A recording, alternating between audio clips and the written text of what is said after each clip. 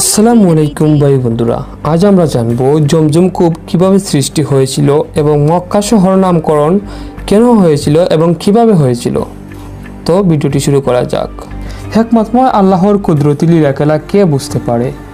ইব্রাহিম আলাইসাল্লামের প্রথম বিবি সারার ঐকান্তিক আগ্রহ, ইচ্ছা এবং প্রচেষ্টায় হযরত ইব্রাহিম আলাইসাল্লাম দ্বিতীয়বার বিয়ে করতে রাজি হন এবং বিবি হাজেরাকে বিবাহ করেন।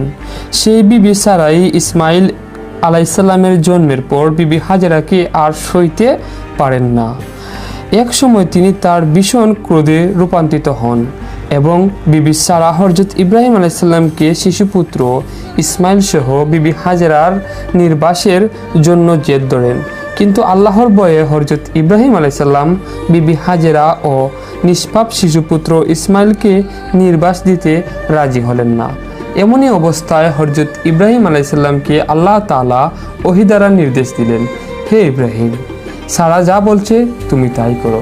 যেখানে গাছপালা, ফল, শস্য, পানি বা লোক সমাধি নেই এমন স্থানে হাজেরা এবং শিশু ইসমাইলকে রেখে আসো। ওহী মারফত আল্লাহর নির্দেশ লাভ করে হযরত ইব্রাহিম আলাইসাল্লাম সমাধানের একটা পথ পেলেন। তিনি ভাবলেন, সারা যা বলছে আল্লাহ তাআলার পক্ষ থেকে ঠিক একই নির্দেশ এসেছে, নিশ্চয়ই এর মধ্যে আল্লাহর কোনো হিকমত আছে। অতএব তিনি শিশুপুত্র ইসমাইল ও বিবি হাজেরাকে নির্বাস দেওয়ার সিদ্ধান্ত গ্রহণ করলেন। হযরত ইব্রাহিম আলাইসাল্লাম যথাসময়ে কিছু খেজুর, কয়েকটি রুটি এবং এক মূসক পানি সহ বিবি হাজেরা ও শিশু ইসমাইলের সমতে উঠে আরোহণ করে বাইতুল মুকাদ্দাস থেকে রওনা হয়ে পথে চলতে লাগলেন। অনবরত চলতে চলতে কানায় কাবার কাছে কানার প্রান্তে উপস্থিত হয়ে দেখলেন বহু দূর এলাকা জুড়ে কোনো বৃক্ষ, লতা, পানি বা জনমানব চিহ্ন নেই। চারিদিকে শুধু ধূসর বালুরাশি কা কা করছে। এই স্থানে হযরত ইব্রাহিম আলাইসাল্লাম স্ত্রী হাজেরা ও শিশুপুত্র ইসমাইলকে উট থেকে নামিয়ে দিলেন। মুখে কোনো কথা বললেন না, কারণ তিনি আল্লাহর নির্দেশ পালন করে চললেন। তবুও এক করুণ অবস্থায় তার হৃদয় চৌচির হয়ে যাচ্ছিল। ইসমাইল জননী বিবি হাজেরা একটু আগেও জানতেন না যে তাকে এই হৃদয় বিতারক কঠিন অবস্থায় পতিত হতে হবে। বৃক্ষলতা, জনমানবহীন এবং পানিশূন্য দুদু প্রান্তর দেখে বিবি হাজেরা উদ্বিগ্ন হয়ে আল্লাহর নবী ইব্রাহিম আলাইসাল্লামকে জিজ্ঞেস করলেন, হে আল্লাহর নবী, আপনি কি আল্লাহর নির্দেশেই আমাদেরকে এখানে রেখে যাচ্ছেন? আল্লাহর নবীর মুখ দিয়ে শুধু বের হলো হা। বিবি হাজেরা বললেন, তাহলে আমার আর কোনো চিন্তা ভাবনা নেই। হযরত ইব্রাহিম আলাইসাল্লাম উটের পিঠ থেকে বলে উঠলেন, হাজেরা, আমিও তোমাদেরকে সেই মহান প্রতিপালকের কাছে সমর্পণ করে গেলাম, যিনি সকল দুঃখী দরিদ্রের প্রকৃত সহায় ও প্রতিপালককারী। বিদায় বেলায় বিবি হাজেরা শুধু বললেন, আপনি মাঝে মধ্যে এসে আমাকে না হয় অন্তত আপনার কলিজার টুকরা এ শিশুটিকে দেখে যাবেন। উটের পিঠে থেকে হযরত ইব্রাহিম আলাইসাল্লাম চোখের পানি মুছতে মুছতে একথার উত্তর না দিয়ে বাইতুল মুকাদ্দাসের উদ্দেশ্যে রওনা হলেন। বিবি হাজেরা শিশু পুত্রকে খুলে নিয়ে পাথরের মূর্তির মতো নিশ্চল হয়ে অপসীমান উটের দিকে এক দৃষ্টিতে তাকিয়ে রইলেন। জোরে জোরে করে কয়েক ফোঁটা অশ্র জমিনে পড়ে শুকিয়ে গেল।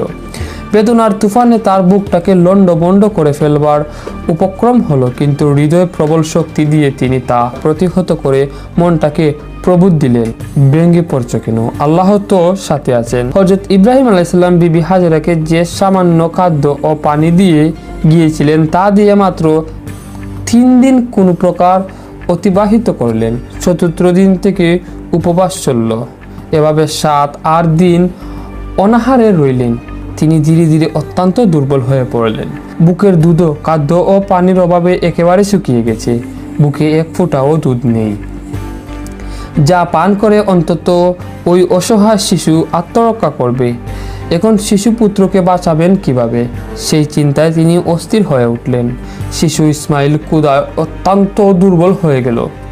তিনি শুধু চটফট করছেন। জননী বিবি হাজেরার পুত্রের অবস্থা দেখে এদিকে সেদিকে ছুটাছুটি করতে লাগলেন, কিন্তু কোথাও এক ফোঁটা পানির চিহ্নও দেখতে পেলেন না।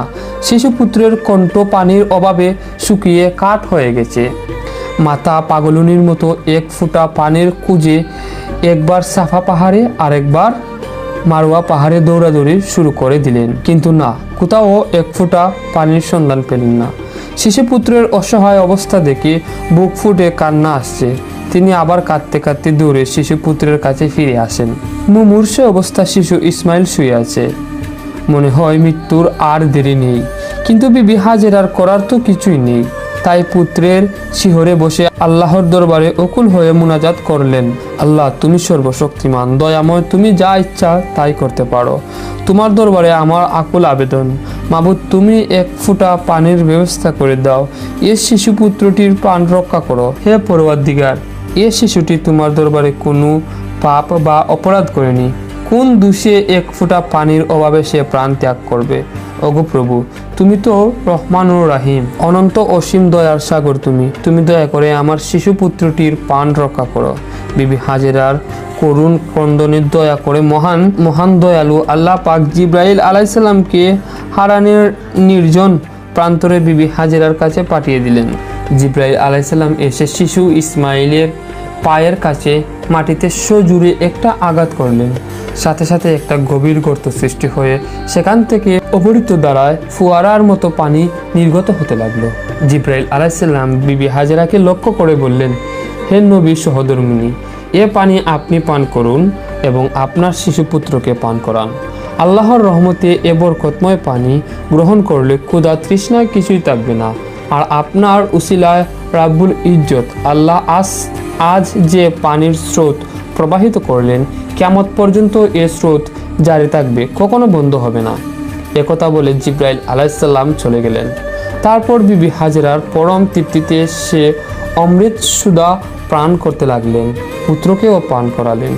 মুহূর্তের সব ক্ষুধা তৃষ্ণা দূর হয়ে গেল, শরীরে হারানোর শক্তি ফিরে এলো। এই কূপই জমজম কূপ নামে প্রতিষ্ঠিত। বিবি হাজেরা পুত্রের জন্য পানির সন্ধানে সাফা মারওয়া পাহাড়ে যেভাবে ছুটাছুটি করেছিলেন, কিয়ামত পর্যন্ত সে পুণ্য স্মৃতিকে চির অমূল্যায়ন করে রাখার উদ্দেশ্যে মহান আল্লাহ তাআলা প্রতি বছর হজের সময় প্রত্যেক হাজি সাহেবকে সাফা মারওয়া পাহাড়ে 7 বার দৌড়াদৌড়ি করার নিয়ম বিধিবদ্ধ করে দিয়েছেন। আর প্রত্যেক হাজির সে পুণ্যময় জমজম কূপের পানি পান করে পরম তৃপ্তি লাভ করেন এবং সারা দুনিয়ার অসংখ্য লোকের জন্য সে পানি বহন করে নিয়ে যান। এবং কিছুদিন পর জিব্রাইল আলাইহিসসালাম এসে বিবি হাজেরাকে কিছু খেজুর ও খুরমা দিয়ে বললেন, এগুলো খাবেন এবং বিচুগুলো জমজম কূপের চতুর্দিকে বুনে দিবেন। অতি অল্প দিনের মধ্যেই এগুলো থেকে গাছ উৎপন্ন হয়ে ফল ধরবে। বিবি হাজেরা তাই করলেন। তারপর থেকে বিবি হাজেরার খাদ্য ও পানীয়ের আর কোনো অভাব রইল না।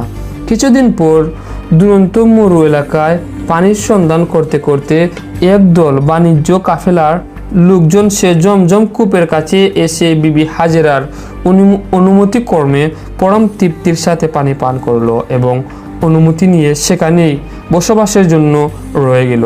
বিবি হাজেরাকে তারা অত্যন্ত সম্মান ও মাতৃস্থানীয়া হিসাবে মর্যাদা দিত এবং তাকে তারা একটি সুন্দর বাড়িও তৈরি করে দিয়েছিল। এভাবে দীর্ঘ 8 বছর কেটে গেল। এরই মধ্যে এই স্থানটি বিরাট বাণিজ্য কেন্দ্র এবং সুন্দর শহরে পরিণত হলো। কালক্রমে এ শহরটি দুনিয়ার সেরা পবিত্র ও বিখ্যাত মক্কা শহর নামে পরিচিত হয়ে উঠল।